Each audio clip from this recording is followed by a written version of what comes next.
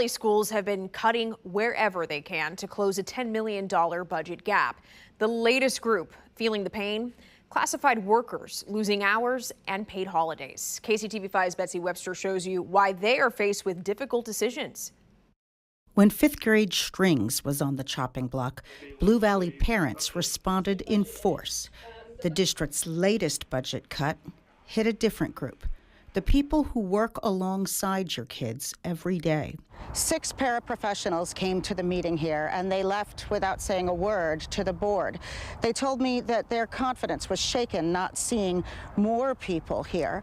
One told me she makes $18 an hour working one-on-one with students, and this cut will cost her nearly $3,000, which she said is a lot on her budget.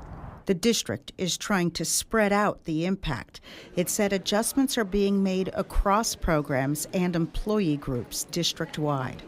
The cuts stem from declining enrollment and a state funding gap for special education. The district projects a $10 million budget shortfall next school year. It says it already had to move $18 million from its general fund this year to compensate for the state's unfunded special ed obligation. Other Johnson County districts are feeling the same squeeze. An official with Blue Valley told me that the changes for classified staff take effect on July 1st. At Blue Valley School District headquarters, Betsy Webster, KCTV5 News.